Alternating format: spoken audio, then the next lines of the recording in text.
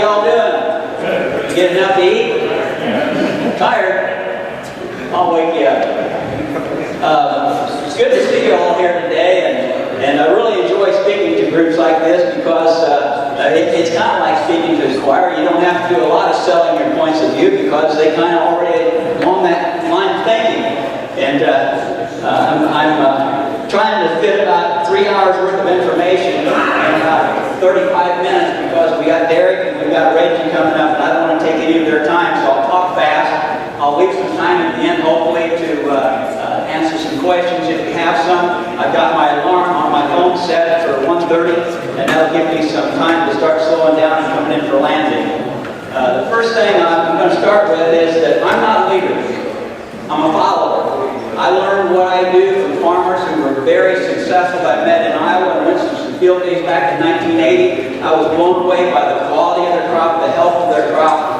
And they were talking things like the creating processes of the soil, biological proliferation and nitrogen fixation, and all of this.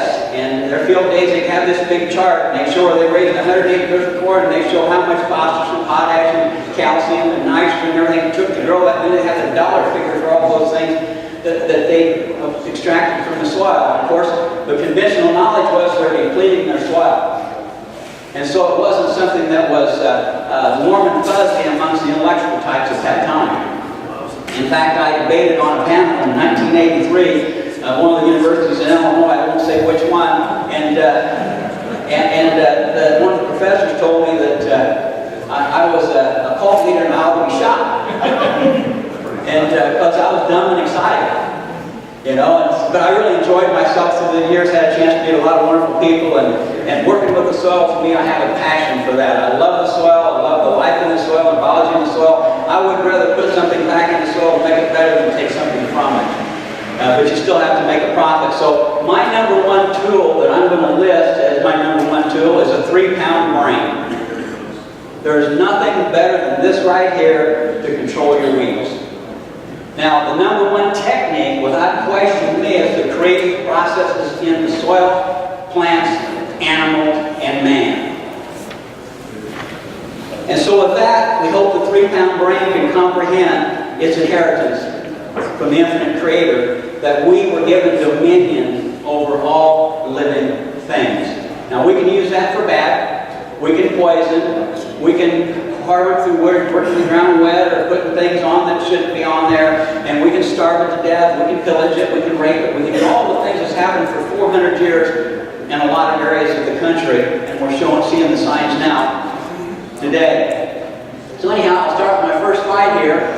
This is the system I live by. That's it, it's that simple. Everything was guided at promoting life in the soil.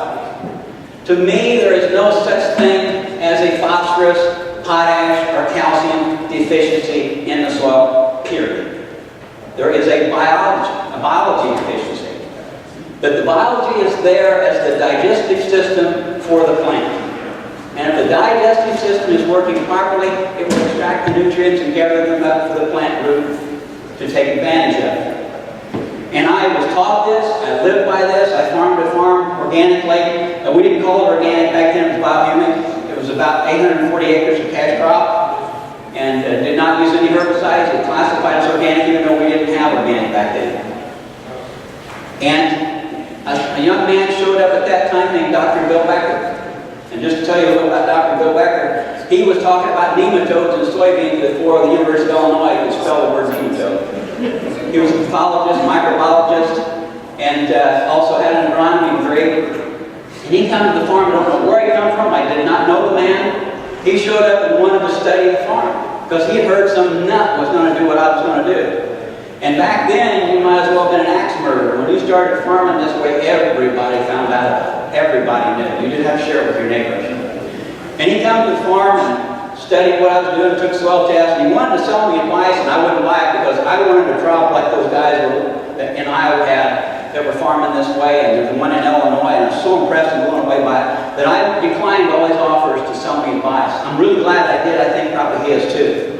I run into him in a field day in 2012 at Jack Harrison's, who's an organic farmer here in Illinois, and Dr. Bill Becker told me some things that shocked me that I didn't know. He never shared with me one-on-one. He said the best soil sample he'd ever seen in his career was taken on the farm that I'd been depleting for 8-9 years. They'd never seen a soil test better than that. And I thought, wow, nobody told me that. All I heard was that I'm mining the soil.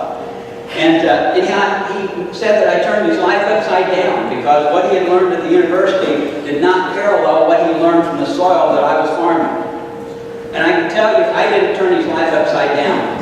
The infinite creator and the irrevocable laws of the soil are what turned his life upside down. Because I'm dumb, and I don't mean that disrespectfully, okay? But I saw something I wanted from people that knew how to make it happen, and they were, some of them, very well-educated people. But they took the road less traveled. They believed that biology in the soil was for something other than just to be there. Okay? It was there to generate and digest nutrients in the soil mass for the plant. If you take silt-loam soil, you take a 7-inch furrow slice off of an acre, you've got 2,500,000 pounds of soil. That's just the top 7 inches, folks. And in that, we've got a 5% organic matter level, we've got 125,000 pounds of organic matter. At the 1,000 pounds or so of the calcium, the phosphorus, and the potash, we've got about another 10,000 pounds. So we've got 135 pounds in play, in the game. We've got 2,365,000 sitting on bench. And the objective of what I was trying to do was get more than 2,365 pounds of stuff in the game. Now that 2,365,000 pounds of stuff, under it was another 2,500,000 pounds of soil that had minerals in it as well. But they're no good to the plant because the plant doesn't have a vision. See? The biology is there for a purpose. So I was on a mission and a passion to build soil with as much livingness as I possibly could. Now you might think, when are we going to get to the weed control? I've just been talking about weed control now ever since I started. Okay? Because as our soils become more balanced, not by my definition of balance or any of the soil science definitions, but biologically, the soil can be balanced by the life in the soil. That's what it does. It's called homeostasis. Like our bodies, the temperature goes up, there's chemistry that brings it back down and so forth. And sometimes when we diagnose soil and it shows that something's not right, maybe it's not supposed to be right. If you've got weeds, you're supposed to have weeds until you get rid of the supposed to. If you've got grass, you're supposed to have grass until we get rid of the supposed to. I don't know if you understand what I really said there. I've been listening to myself say it now long enough, I'm kind of starting to get it. That was funny, you laugh. But anyhow, the first step is to promote life by not doing anything that injures the soil. Don't work it wet. Do our best not to work it wet. We all try to do that within reason. And we want to make sure that we don't put anything on it that will destroy any life in the soil. And I can list more, but they're not coming to mind right now because I needed a 4-pound brain for that information. I only got a 3-pound brain. Okay, promote life in the soil by inoculating soil beneficial bacteria and microbial life. The first thing we did was apply a microbial product back in the 80s when I started on this program. And the base material was linardite coal. Linardite coal was anaerobic decomposition of vegetation and animals and everything over millions of years. And it's very close related cousin to humus. And it turns aerobic when you put it on the soil. Dramatic change in the soil when we did that. Unbelievable. The barefoot test was the best. If you take ground that's been worked and you walk across with your bare feet and you put your shoes and socks back on and you go over to the neighbors where they've maybe done the same operation and walk across that, it'll feel like shards of glass on the bottom of your feet.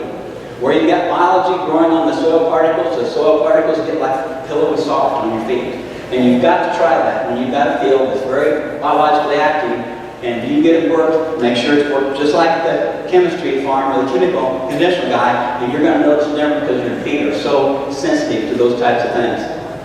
So the residues product, the Agri Energy, I've used that product. I'm going to be showing you slides where I've used that product. In fact, one year I put it on twice at a half rate. I think we have to understand how valuable these products are to us. It'll take us 5 years to do what we can do in 1 year if we don't use the biological inoculants. Can you do it without them? Yes, you can do it without them, but time is money, and so we want to bring our soil life back as quickly as possible so we can control weeds and a bunch of other things. Okay, we promote life in the soil by using crop rotation to feed bacteria and microbial life. And I'll put a note there for me mainly.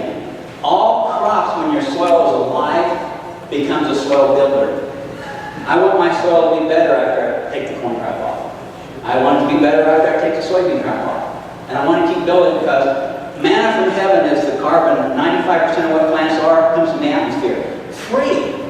But how we manage that when we put it back in the soil determines how much it becomes that wealth we're putting in the soil in the form of humus to build the more players in the game type thing. We don't want 135,000 pounds of players per acre in the game. We want to get that to 200,000, 300,000. We want to build organic matter. We want to build the amount of mineral that's in play in that soil that's in an available form, not tied up in mineral rock. And the last one is promote life in soil by using shallow tillage to create a healthy environment for the aerobic and soil bacteria and microbial life. That goes without saying as far as I'm concerned. We don't want to put organic matter down to the anaerobic layer. And back to number 3 just for a little bit, my rotation, I'll go to the next slide because I'm going to talk about that. There's my rotation. I have not changed anything since 1981 when I put in my first crop that would have been classified by today's standards organic transition. And so this is my rotation that I've used religiously. You can make number 4 number 1, that makes no difference, but they are in succession, one after the other. Every crop on this system sets up and prepares a place for the next crop. The soybeans, look in, they prepare a place for the wheat, oats, or barley. We interseed it with alfalfa and clovers, and it goes one whole year. I'm purchasing a 40-acre field, and my objective is to grow $1,000 an acre every year, on average, using 3 crops in 3 of those years, and 1 crop, the alfalfa clover to build the soil, brings in no fake money, and average $1,000 with 3 crops. And I'm on track, I'm doing it, okay? My farm payment and taxes combined run about $437 an acre, and if I grow $1,000 an acre, I think that farm will pay for itself, and I can just run the tractor instead of riding my Harley. So I'll have a hobby that someday will pay for itself. That's a pretty good hobby. Okay, move on here. Here is the soil map, or the map of the irrigation systems in Mason County, where I'm from, and the farm I'm talking about is right there. All the farming I did in the 80s was right in this area right here, and another farm I've got right now is in Menard County, right in here. This is Mason County. The next county underneath it is Menard, and we're right there is where you're sitting right now, in the middle of Sangamon County. Now, this was 2012. They've been growing like wildfire as far as irrigation systems. Even on the soil we considered good soil back years ago, they put irrigation on because they found that they can make it more profitable actually than the real sandy soil, because if you irrigate good soil, the returns are better. And so what I want to do, in the ground that I farm doesn't have irrigation. I farm no irrigation ground. I want to out-yield the irrigation guys. Okay, so I've got a passion to move forward with this with a vengeance to build the soil. And back in the 80s when I started, I used no animal manure brought in from an outside source. I had some cattle, but not everything got manured. So what Dr. Bill Becker was discovering was how we built the soil just with rotation and putting back plant matter. I take 1 cutting of hay for my brood cows, the rest of the hay we left to build the soil, and then I would pasture cattle, and then next year it was in corn. And that's how the program went. Okay, here's my first field of beans in 1980 when I got, or 2015. It's got a date on it. Hey, how about that? I was starting back in agriculture. I didn't think I would farm again. I figured I'd just wait until I was 100 and retire, and then I'd start to have a hobby farm. Well, I got started early. And I expect this every year, folks. Every year. Let's you have some history of this field. This field planted like the 1st of June. These soybeans. They're food grade 389, E389 food grade, and it rained 24 inches in 25 days. I planted it, never saw it again with any type of weed control procedure, until the beans were about that tall. And that's what I ended up with. Now, they've been walked, but they looked like that before we walked them the first time. They looked like that before we walked them the second time. See, my objective is to get my soil to where my beans get knee-high before any weed will get over an inch tall. My corn will get knee-high before any weeds will get over an inch tall. You know, a lot of times people say, well, you need to get out there 24 hours after you plant and start your time weeder going. And time weed it every day until it's too big, and you got to start rotary hauling and rotary every day until you cultivate it, and then cultivate it every day until it's too big, and then hopefully you've got the weeds under control. That's not my strategy, okay? To me, that's a rescue treatment, and we have to rotary hoe cultivate, all right? And I want to do away with the rotary hoeing. My dad never rotary hoed. He farmed without chemicals for many years when I was growing up, and see, our soils have gotten much worse. So that's why, another reason for the shallow tillage. I want to concentrate and tremendously, dramatically change the environment in that top engine, take it back 20, 30, 40, 50, 60, 70 years as rapidly as possible by using the biological inoculants. And you know, you've got other products, the SP1 with agri-energy. You've got, what I would do if I was you is I'd sit down with Eric, Gary, Ken, Reggie, and I can't name everybody, so forgive me if I forget somebody. Sit down with them and say, I want to make my soil as alive as possible. I want it so if I go out there and I get tired and take a nap and I lay down for a couple hours, I'll wake up half naked. That is what we need to focus on, in my opinion. The biology takes care of everything else. We know how vital calcium is, for example.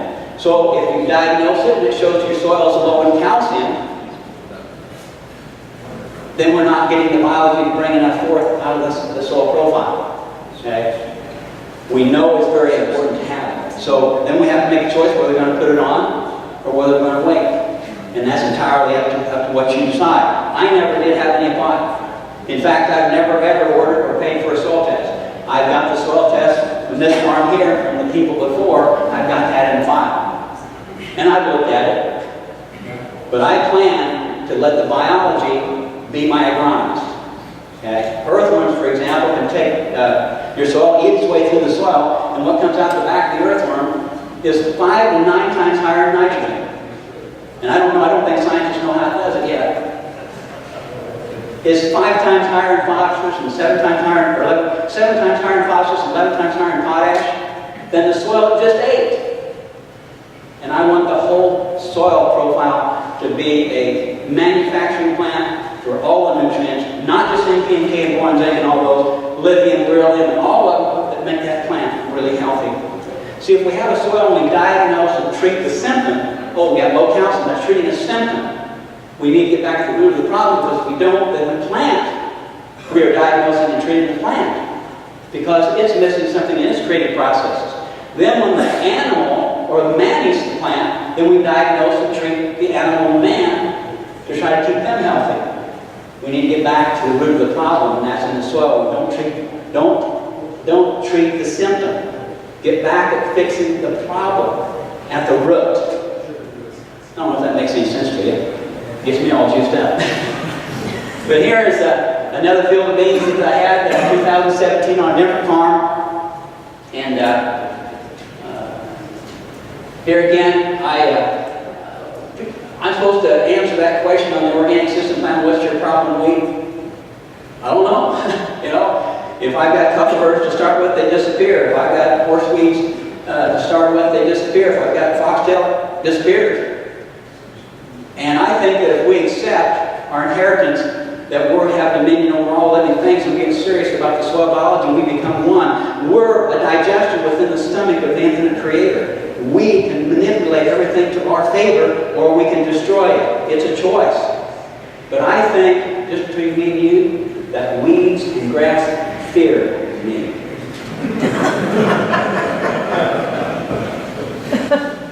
And I think it's because I take this silly thing, my inheritance of having dominion over all living things, that I'm part of those bacteria. I come from that. And I take it very seriously. I do some pretty crazy things. Here's that same field. And there's this year. Now on this farm, unlike in the 1980s, I'm using pelletized chicken litter. I wouldn't need to be profitable at all. But I do it because I'm 63 now. And bring this farm along and get the biology as much fat on the land, as much of that 135,000, I want to increase it to 300,000 to get more players in the game so I can generate nutrients quicker, and that'll keep plants healthier and take care of the droughts and the floods and everything else. And there's the wheat that came in 2016. And I didn't want that except, I have to confess, I'm lying by saying I didn't want it. I mowed around the outside, there was trees on 3 sides of it, and I didn't want the guys harvesting it to bend a snout on there, or divide it on the combine header, so I mowed around the back door weed mower, and I have to confess, there was 2 giant ragweed about that tall between the first and second row of wheat, and I pulled them out.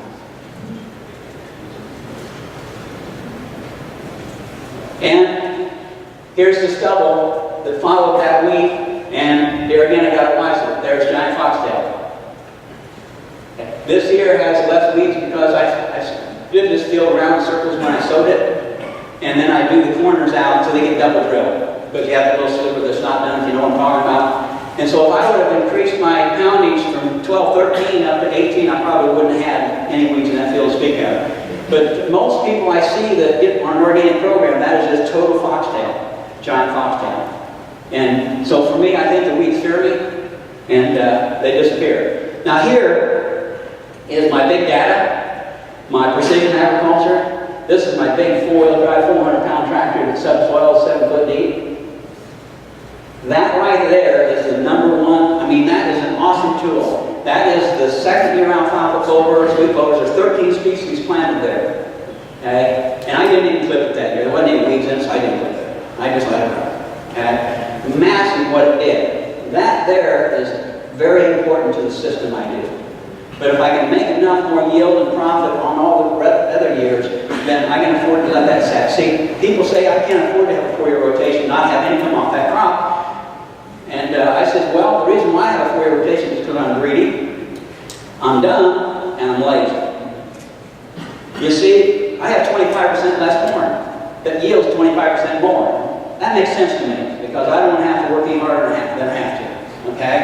And so there's less disease, there's less weed pressure, there's less everything with a 4-year considered to 3. You can't hear the sound, but the birds are just screaming. And I don't know. Well, I better not mess with it. I was going to turn up the sound. Oh. Let's see here.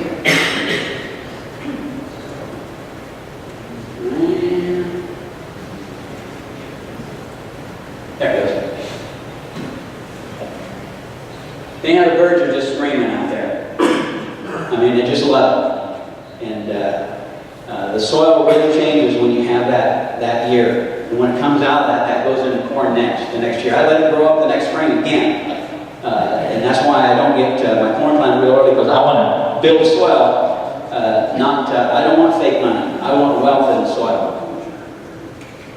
And there's this year's corn.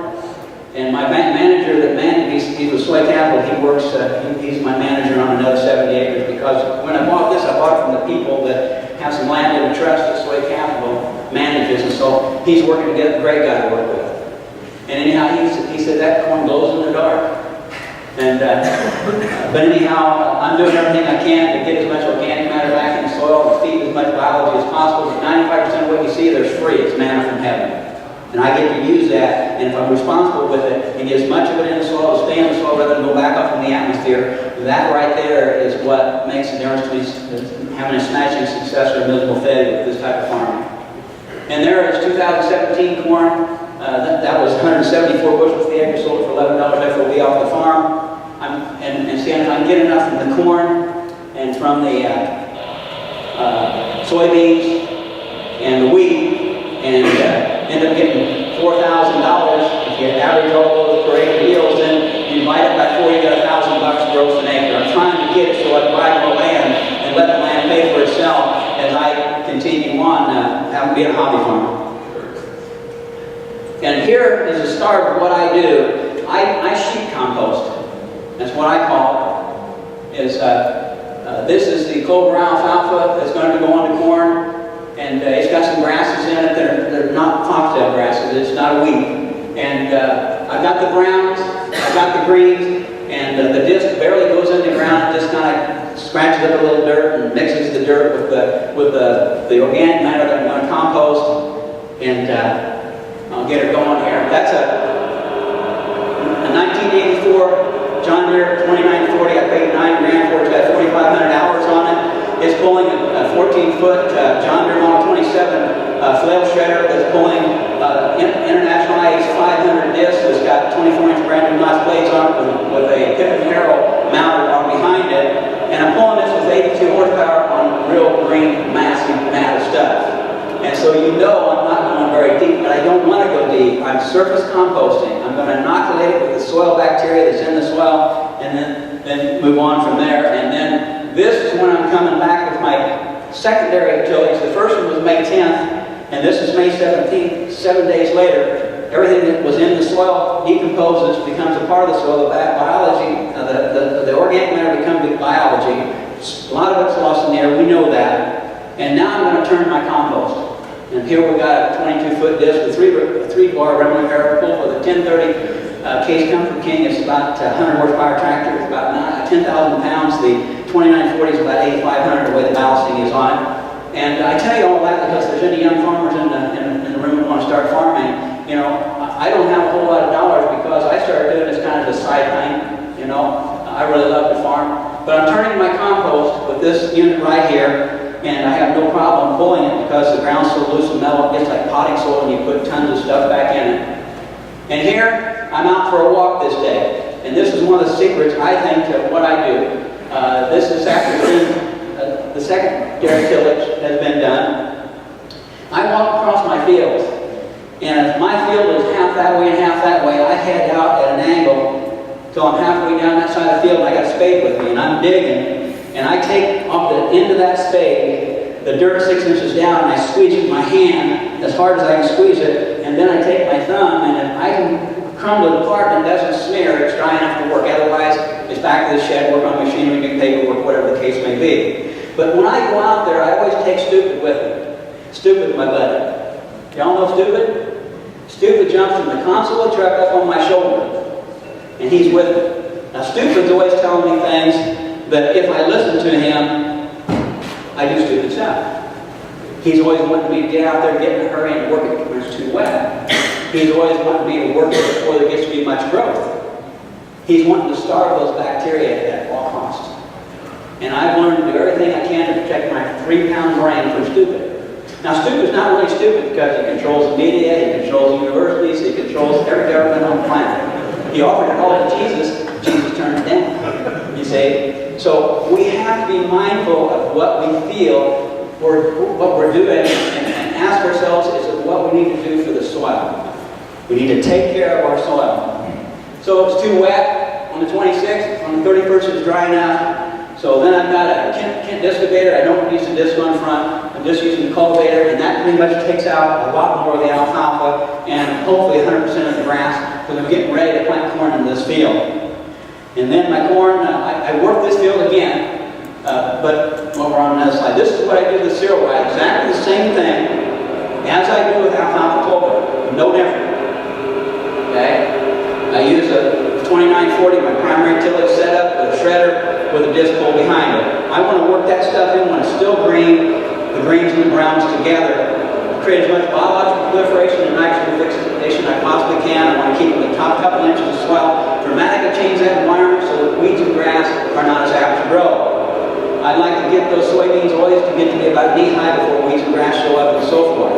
And this is one of the techniques. I'm going to have to move through the next slides pretty quickly here because I'm running on in time. I'm pulling at about 5 miles an hour, very little real slippage because the disc is hardly going in the ground, but that's sufficient. It gets enough dirt that organic matter decomposes quite rapidly. This field, prior to this, when that rye before the rye seed was treated with residues and a humate product. That was on the corn stalks the year before. I double drilled it, one way a bushel acre rye and the other way a bushel acre rye to get a very good standard rye because that rye crop is feeding my most important asset, and that is the soil.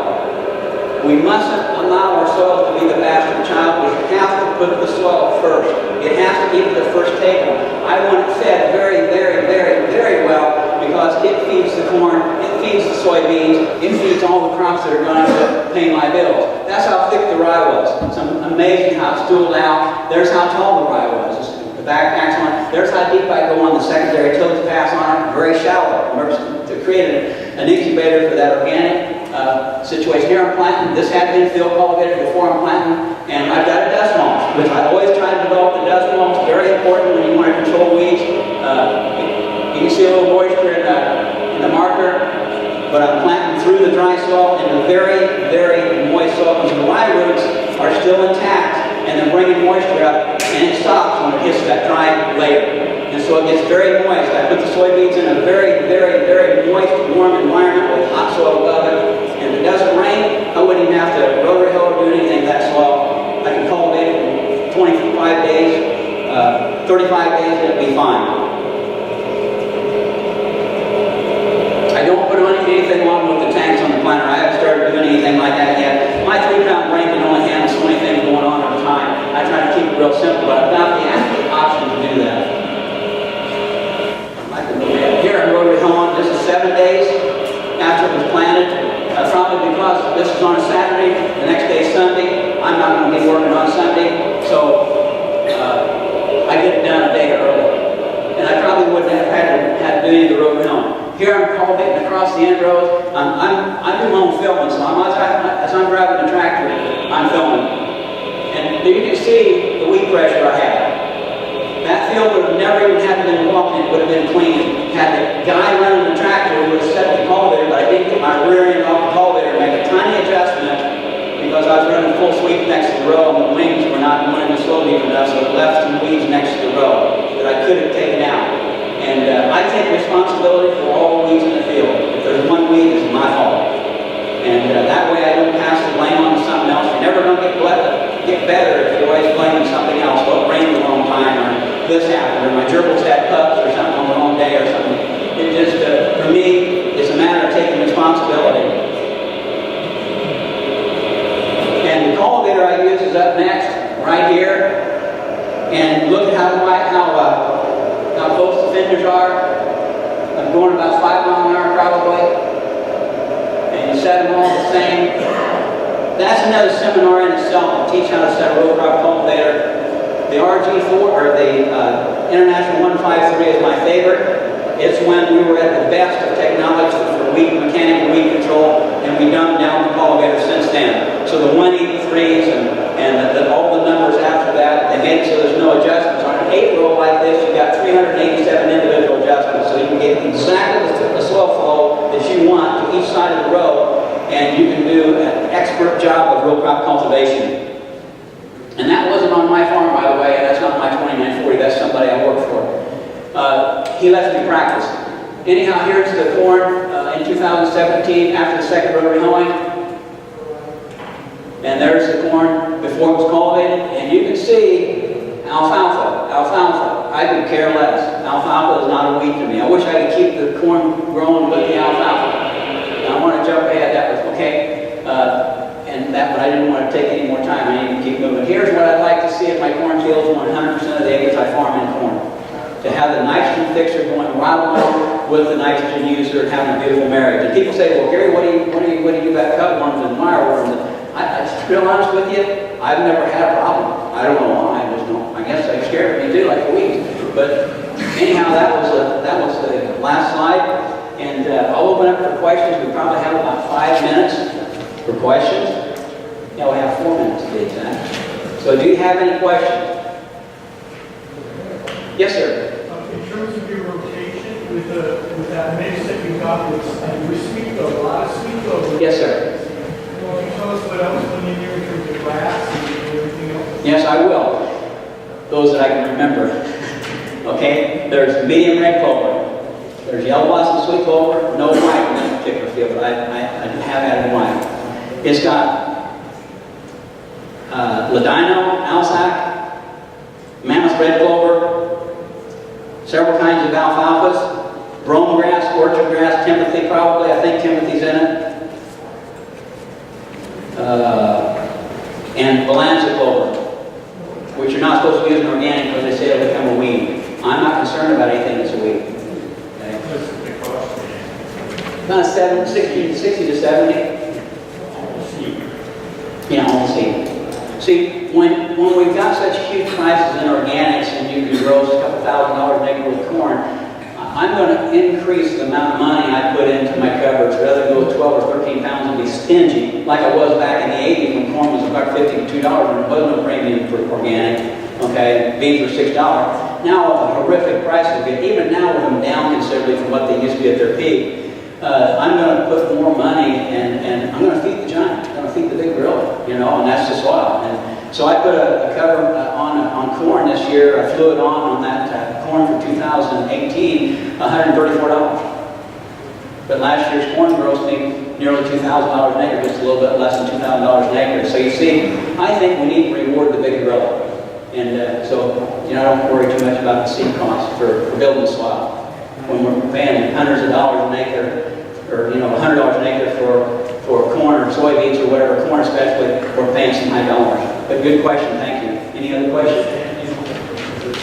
Sand loam. There's about 5 different soil types on the 40, probably not as many different soil types on the 70 field where the beans were. There is a blow sand in one little knob, and I didn't farm it. I left about a 50 paces by 75 pace area that I just planted across it, but I never worked it. I want to make the best soil on the farm the best, the worst soil on the farm the best.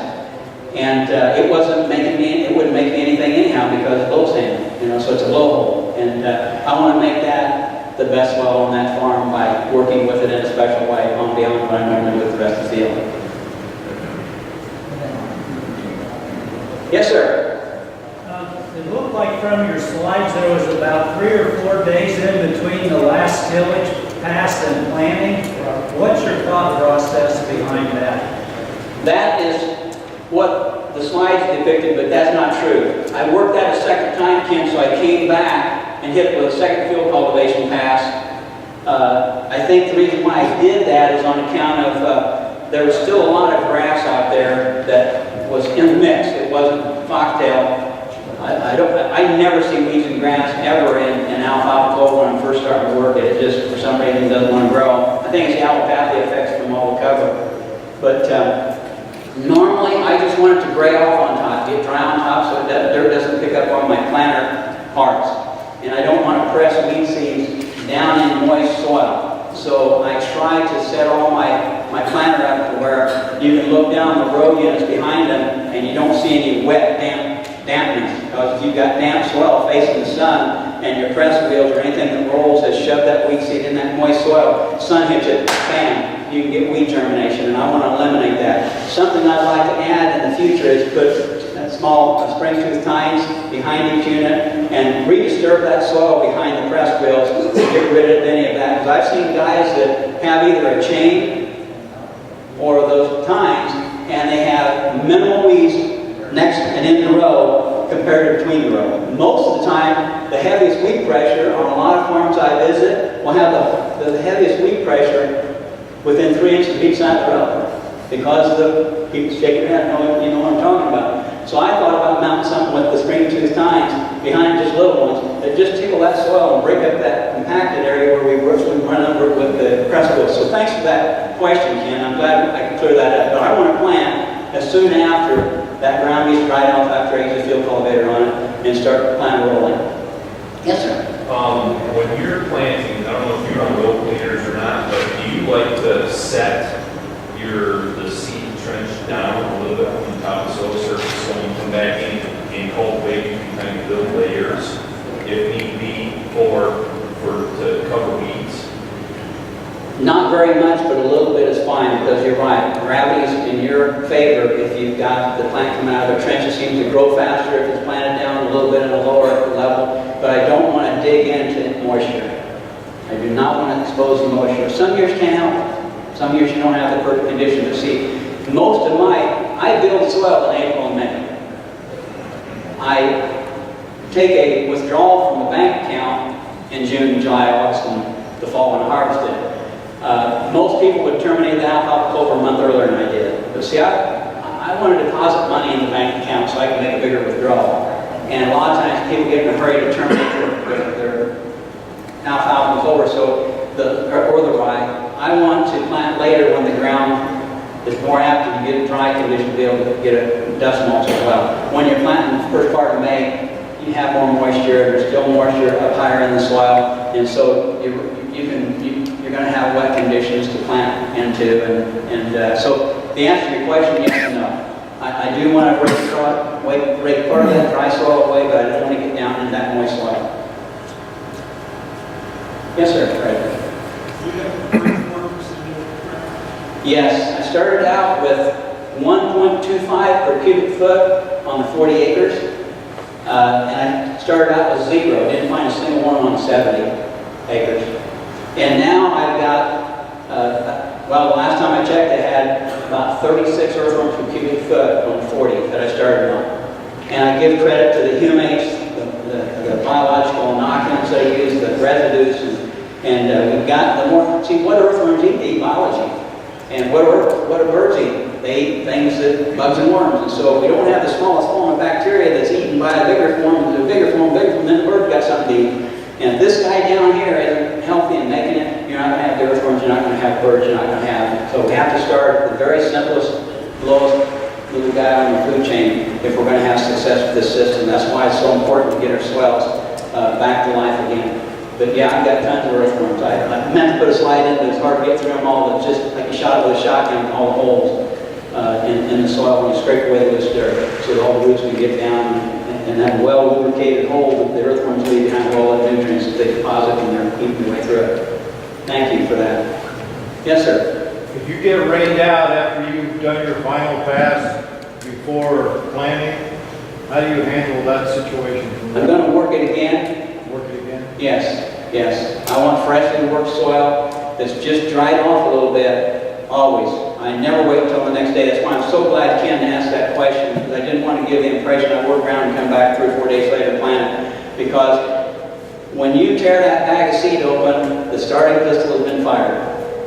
And the weeds are going to start growing at your last pass with your tillage tool.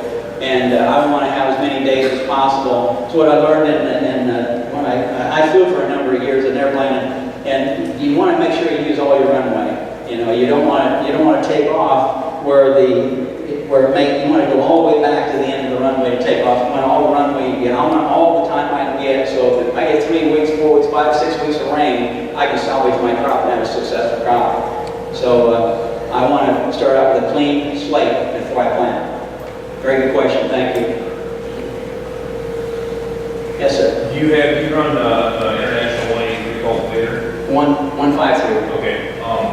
Do you have much experience with, say, like an Ortman single chain cutaway discs and do the row shields? Yes, I do. They're fabulous cultivators. You got Ortman, you got Buffalo, and there's one other that's pretty popular. I can't think of the name of it right now. Henninger, thank you. And they're wonderful for second cultivation. For me, if you've got a lot of variance between the height of your crop and the size of your weeds and grass, you can do a really good job with them. But if you've got weed pressure where you have to try and differentiate between the height of the crop and the weeds and get the weeds covered up and not the crop, they're kind of like peeing your pants. It's real warm and feels nice, and then it doesn't feel so good. What happens is you think you're doing a good job and you drive down the road with your wife, hey, Martha, doesn't that look good? And as the weeds start coming out that you think you got that you didn't get, and pretty soon they put the leaves over here, so you got solid weeds in your field. And so it's disappointing if they're used for first cultivation unless you got the conditions right, and then they work very well. But man, you can cultivate brush with them. They're so easy to use. It's like, this is wonderful. With the cultivator I use, you have to be annually using one. Okay? You've got to be very meticulous. You can't just take it out and just start driving. You've got to set it precisely how it needs to be set so you can really clean the crop up. With a single sweep, it's like heaven. You go out there and you just drive back and forth across the field, but you just can't get the job with them. It's been my experience. Because of the churning action of the soil with multiple times? Multiple sweeps. There's actually a tidal wave effect coming off that first sweep, and that tremendous force, because it's real close to the row, and you got that blade also that lays weeds over as the crop and weeds come in. The blades lay the weeds over because I keep them right up front. In the back, this the crop pops out with no weeds anywhere because it slams that dirt in underneath there so tightly that it can't survive the flow of soil. Where with the Orthman or the Buffalo, or it's got the single shank, it's got that soil has to travel all the way from this distance over here about 4 times farther, and when it's sliding along the soil below it, it has a braking effect, and so it doesn't hit, it almost comes up and stops about when it reaches the row of corn or beans, and I want to slam it in there with a violent situation. I want to blast it in there so that all that's left standing when it comes out the back of the blades are the crop that I want to keep. And so it's just that I can do a superior job with a multi-sweep cultivator like an RG4 with stiff shanks over the single sweep cultivators. But most of the farms I work on where I do the first cultivation for them, they use a single sweep for the second cultivation. Because then you don't have to worry about it plugging or anything. Okay. Yes, sir. On the farm that you have no earthworms, how did you introduce that? Or are they there that you're just going to run them off? Or? An earthworm capsule, they say, can live in the soil for at least 40 years. And I find them, they're like a little protein shell that's soft. And the infinite creator is brilliant. Eric's going to make me sit down. Is brilliant. He did everything. He loves us so much that he wanted to leave a safety for us. So that earthworm capsule will not hatch out. It can have up to 4 earthworms in it. It will not hatch out until the organism can live. And so when you start changing the different types of acids in the foliar, and there's all kinds of different, that affects that little protein shell, and the earthworms will go out and then start growing, hopefully become adults and reproduce, and then you'll have more capsules. And so I've never had a problem on any farm yet getting an explosion of earthworms when you till shallow, keep a lot of residue on top, and treat your soil with beneficial bacteria to give it something to eat. You want me to? Take one more. I'm past time. Yes, sir.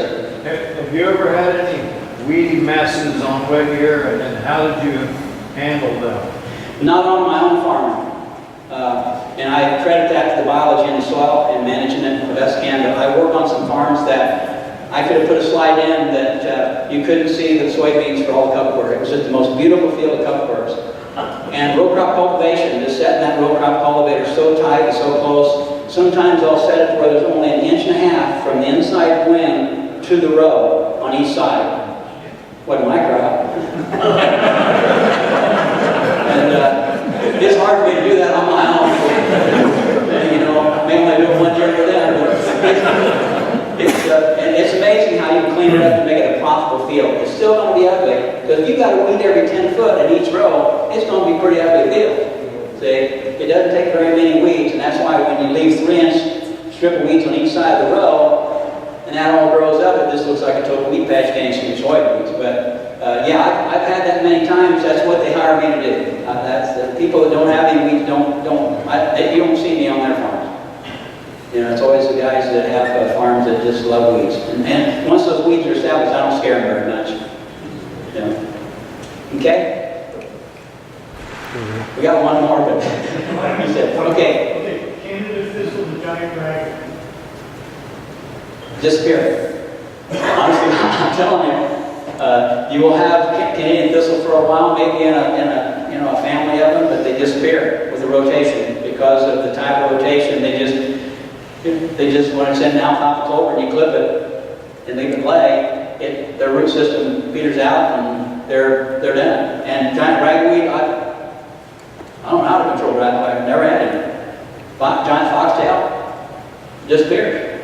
The objective, I think, is to change that soil profile as dramatic as you can, as fast as you can, by being a nut about taking care of the biology in the soil. And because I've been very blessed and humbled when I look at the fields like that, that stay so clean after they're planted. And so anyhow, I'm done. Thanks, everybody. Appreciate your questions.